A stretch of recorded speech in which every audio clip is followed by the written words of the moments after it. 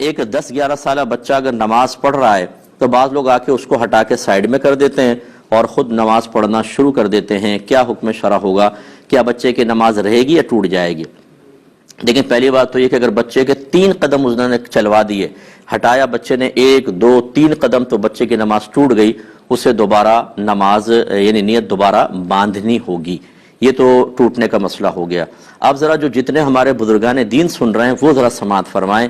مسئلے ہمیں بالکل پتہ نہیں ہوتے، دین کی ABC ہم نے سیکھی نہیں ہوتی، لیکن یہ 45 سال سے نماز پڑھ رہے ہیں، ان کے سفید داڑھی ہے، یہ صاحب جو ہیں مسجد کے انتظامات میں حصہ لیتے ہیں، تو سب سے بڑے مسجد کے مفتی یہی ہیں. یہ جو کریں گے وہ صحیح کریں گے. اب اچھی طرح سمجھ لیں کہ شرعی مسئلہ کیا ہے.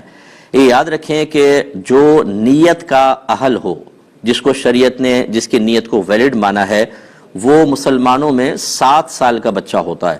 یعنی جب وہ 8ویں سال میں لگ جائے تو وہ باقاعدہ نیت کا اہل کہلاتا ہے. اس سے چھوٹا بچہ جو ہوتا ہے اگر نماز کی نیت باندھ بھی لے تو اس کی نماز نہیں کہلاتی، کیونکہ وہ نیت کا اہل نہیں ہے. ہاں اگر سمجھدار بچہ ہے 6-6.5 سال کا مثلا اور بڑا بھی لگتا ہے تو ٹھیک ہے، اس کا بھی اعتبار کرنا چاہیے، لیکن عمومی طور پہ نیت کا اہل 7 سال کا بچہ ہوتا ہے، اسی لیے اس کو سمجھدار بچہ کہتے ہیں.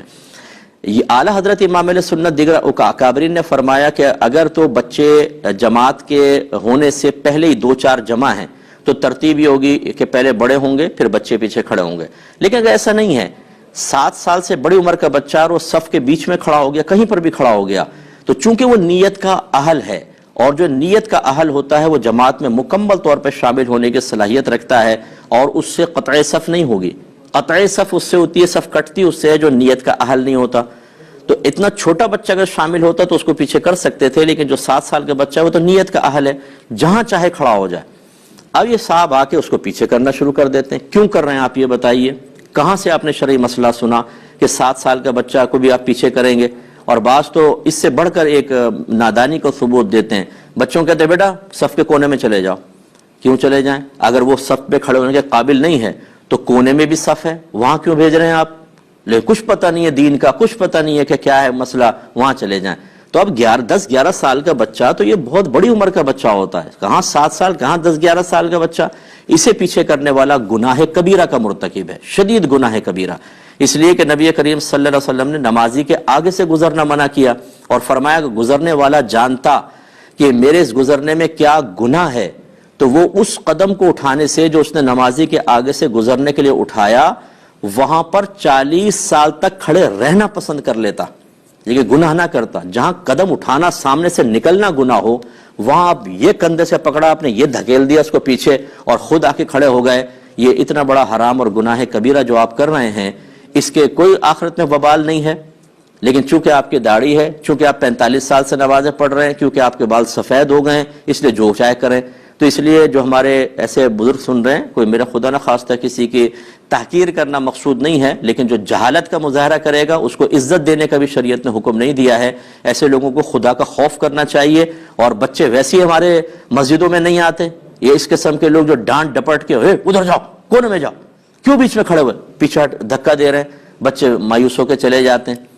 اس سے بہتر ہے کہ آپ مسجد میں نہ آئیں، کیونکہ آپ کو پتہ ہی نہیں کہ کیا کرنا ہے کیا نہیں کرنا، آپ الٹا گناہگار ہوں گے. آخری وقت اپنا وہاں پہ اپنے گھر پہ اللہ اللہ کریں، یہ زیادہ بہتر ہے آپ کے لیے. چہ جائے کہ آپ بغیر علم کے مسجد میں آ کے فتنہ فساد کریں. بعض اوقات بچے اتنا شور نہیں کرتے جتنے اس قسم کے لوگ شور مچاتے ہیں. اتنا شور ہوتا ہے، چیخ چیخ کے بچوں کو کہہ رہے ہوتے ہیں. بھائی اگر وہ بچے شور مچا رہے ہیں مسجد میں غلط کر رہے ہیں، لیکن آپ جو ڈبل شور مچا رہے ہیں وہ تو خلاصہ کلام یہ ہے کہ برا نہ مانیں. ہمارے الفاظ بعض اوقات آپ کو سخت محسوس ہوں گے، لیکن اگر نبی کریم صلی اللہ علیہ وسلم ایسی چیز ملاحظہ فرماتے تو آپ اسی طرح جلال میں تشریف لاتے ہیں. اصل میں ہم نے تو پڑھی نہیں حدیثیں، سرکار کی رحمت کے واقعات تو پڑھے ہیں، ذرا جلال کی بھی پڑھ لیں کہ نافرمانی رب پہ سرکار صلی اللہ علیہ وسلم کس طرح جلال میں تشریف لاتے تھے. یہ اس وجہ سے ہماری مسجدوں کا بیڑا غرق ہو چکا ہے. جو لوگ صاحب علم نہیں ہیں وہ ایسے بھی آپ کو ملیں گے کہ اگر کوئی عالم سمجھانے لگے گا وہ اس کے خلاف ہو جائیں گے. نہیں، ہم جو کر رہے ہیں وہ صحیح کر رہے ہیں، آپ غلط کہہ رہے ہیں. صرف اپنی ایگو، انا، صرف اپنا وہ پن، بڑا پن، اور یہ سوچنا کہ اگر میں ان کی مان لوں گا تو پوری مسجد کہے گی آپ کو تو پتہ نہیں تھا. اس آپ نے آپ کو جھوٹی عزت کے دائرے میں لانے کے لیے اور جھوٹی حقیقی ذلت سے بچانے کے لیے اس طرح کے معاملات، تو بہرحال ایسے بچوں کو بالکل نہ روکا جائے۔